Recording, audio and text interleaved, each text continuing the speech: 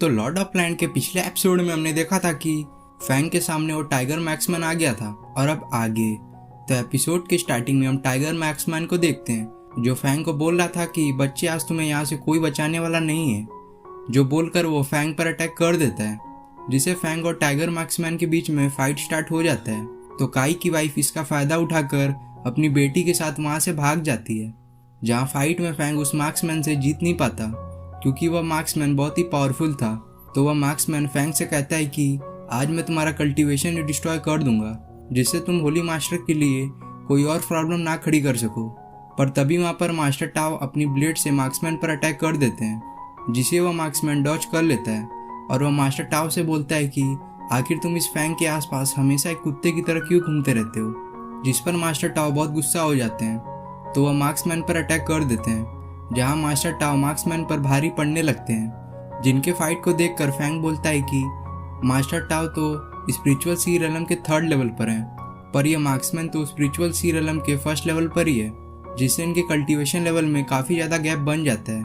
लेकिन तभी वो मार्क्समैन किसी इवल टेक्निक का यूज़ कर मास्टर टाओ पर अटैक करता है, पर किसी तरह मास्टर टाओ उस अटैक को डॉज कर लेते हैं, जिसे देख मास्टर टाओ मार्क्समैन पर बहुत गुस्सा हो जाते हैं क्योंकि उसने इवल टेक्निक का यूज़ किया था।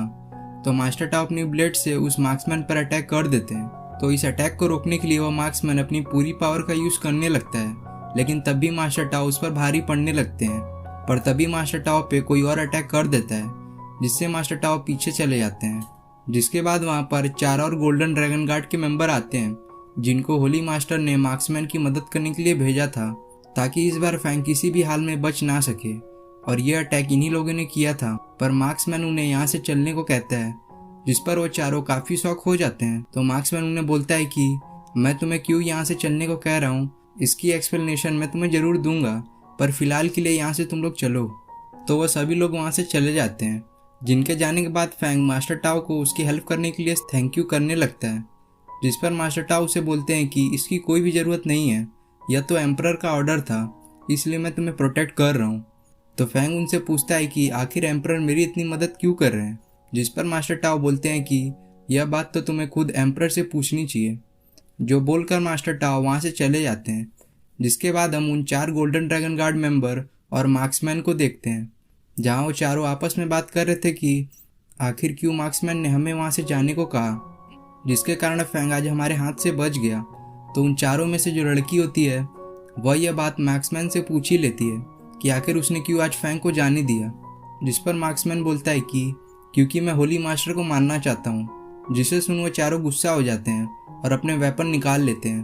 पर मार्क्समैन उन्हें आगे बताता है कि हम सबको पता है कि होली मास्टर कितना क्रूल है और वह बस हमें एक पपेट की तरह यूज़ करता है, और जब हम उसके किसी भी काम के नहीं रहते तो वह हमें जान से मार देता है। जो बात सही होता है तो वह चारों भी मार्क्समैन के सपोर्ट में आ जाते हैं। फिर मार्क्समैन उन्हें बताता है कि यहाँ पर Holi master true spiritual dragon body technique cultivate करता है, जिसके कारण उसके बॉडी एनर्जी में फ्लक्चुएशन होते रहता है, पर वह इतना भी वीक नहीं है कि हम उसे हरा दें। इसलिए मैंने यहाँ पर फैंग को जान से नहीं मारा, क्योंकि उसके पास एम्परर और 7 फैंटेसी आइलैंड का सपोर्ट है। और वैसे भी फैंग अपने फादर के मर्डर मिस्ट्री को सॉल्व करते हुए एक दिन होली मास्टर के पास पहुँच ही जाएगा। जिसे सुन उन चारों में से एक बोलता है कि अच्छा, तो तुम फैंग को एक प्यादे की तरह यूज़ कर रहे हो, जो कि फ्यूचर में होली मास्टर के लिए एक बहुत ही बड़ा प्रॉब्लम बनने वाला है। जिस पर वो मार्क्समैन बोलता है हाँ। जिसके बाद हम फैंग को देखते हैं जो अपने फादर के ग्रेव के पास होता है, जहाँ वो बोल रहा था कि अब गोल्डन ड्रैगन गार्ड अब एम्परर के कंट्रोल में नहीं रहा, जिससे उनका थ्रोन यानी गद्दी खतरे में आ गई है, क्योंकि यहाँ पर बहुत सारे फोर्सेस ने गोल्डन ड्रैगन गार्ड से हाथ मिला लिया है, जिससे हमारी सिटी अब खतरे में है। जिसके बाद फैंग सुआन को लेकर अंकल लियो के पास जाता है, जो कि सोल्जर्स को ट्रेनिंग दे रहे थे, जहाँ फैंग अंकल लियो से बोलता है कि यह सुआन है जो कि आपके टीचर बन के आपको पावरफुल टेक्निक सिखाएंगे, जिससे आप इन सोल्जर्स को भी वह टेक्निक सिखा पाएंगे, ताकि वक्त पड़ने पर ये सोल्जर हमारी मदद कर सकें। लेकिन तभी वहाँ पर कीन के ग्रैंडपा वैन आ जाते हैं, जो फैंग को कहते हैं कि तुम बड़े खतरे में फंस गए हो। तो फैंग ग्रैंडपा वैन से पूछता है कैसे।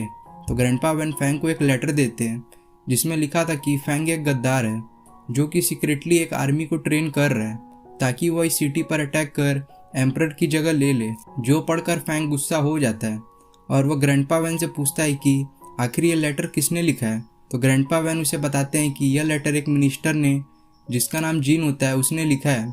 जिस पर फैंग बोलता है, मैं तो जीन को जानता भी नहीं और ना ही मेरी उससे कोई दुश्मनी है, तो वह मेरे पर इतना बड़ा आरोप क्यों लगा रहा है।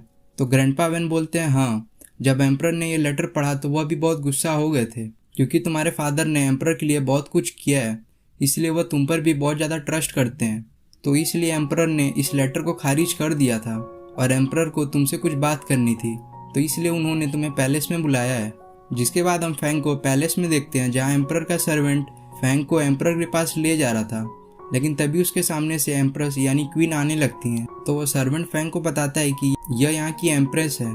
तो फैंग उन्हें ग्रीट करता है और जब फैंग एम्प्रेस के गले के पीछे देखता है तो वहाँ एक मार्क बना था, जो फैंग को काफ़ी अजीब लगता है। पर फैंग इस पर ज़्यादा ध्यान ना देकर सर्वेंट से पूछता है कि मैं जब पिछली बार आया था तो यहाँ पर तो कोई और ही एम्प्रेस थी, तो यह कौन है। जिस पर वो सर्वेंट फैंग को बताता है कि पिछली वाली जो एम्प्रेस थी उनकी काली करतूत सबके सामने आ गई थी, जिसके कारण उन्हें जेल में डाल दिया गया है।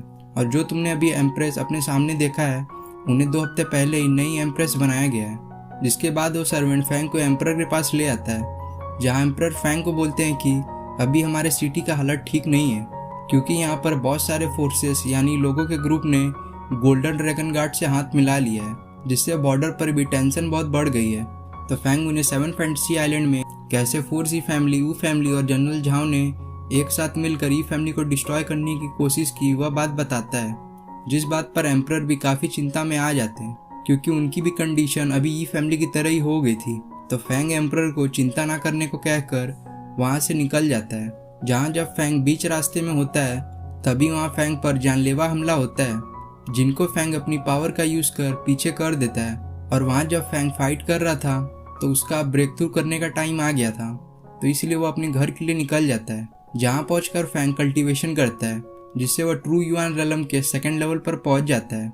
और इसके साथ ही फैंग जो डिवाइन बॉडी टेक्निक का प्रैक्टिस कर रहा था, जिसके कारण फैंग की बॉडी पर अब डिवाइन पैटर्न भी बन चुके थे। जिसके बाद हम रात का सीन देखते हैं, जहाँ पर फैंग जिन के घर के पास खड़ा होता है। तभी जिन के घर का दरवाज़ा खुलता है और जिन फैंग को बोलता है कि मैं जानता था तुम यहाँ पर जरूर आओगे। जिस पर फैंग गुस्सा होकर बोलता है कि मैं तो तुम्हें जानता भी नहीं, तो तुमने मेरे ऊपर इतना बड़ा आरोप कैसे लगा दिया। तो जिन बोलता है, ठीक है, मैं तुम्हारे सारे सवाल का जवाब दे दूंगा, जो बोलकर वो अपने घर का डोर क्लोज कर लेता है। तो फैंग जब उस डोर को ओपन करने जाता है, तभी उसके पीछे से एक मिरर ट्रेजर आता है, जो फैंग को अपने अंदर खींच लेता है। तो जिंग अपने मिरर ट्रेजर को लेते हुए बोलता है कि फैंग अभी तुम बच्चे हो। जिसके बाद हम फैंग को देखते हैं, जो एक अलग ही वर्ल्ड में आ चुका था। जहाँ फैंग कुछ समझ पाता उससे पहले उस पर उसी की तरह दिखने वाला बंदा अटैक कर देता है, पर फैंग ने उसे देख लिया था। तो फैंग उसके अटैक को अपनी ब्लड ब्रेड से रोक लेता है, जिसके इम्पैक्ट से वह दोनों पीछे चले जाते हैं। तो फैंग अपने हमशक्ल को देखकर हैरान होता है। फिर जब फैंग अपनी 1000 शैडो स्किल का यूज़ करता है, तो वह डुप्लीकेट फैंग भी सेम यही टेक्निक का यूज़ करता है। जिसके बाद हम जिन को देखते हैं, जो फैंग की फाइट अपने मिरर ट्रेजर में देख रहा था, और वह बोलता है, यह मेरे मिरर ट्रेजर की खासियत है कि इसमें एंटर करने वाले का यह एक डुप्लीकेट बना देता है, जो जब तक असली वाले से फाइट करेगा जब तक वो मर ना जाए। फिर हम फैंग को देखते हैं, जहाँ फाइट करते करते वह थक चुका था, तो वह ब्लैक सोल से हेल्प मांगता है। तो वह ब्लैक सोल फैंग की बॉडी से निकलकर उस डुप्लीकेट फैंग की बॉडी में चला जाता है, क्योंकि यह ट्रेजर बस किसी के बॉडी का ही कॉपी बना सकता है, ना कि किसी सोल का।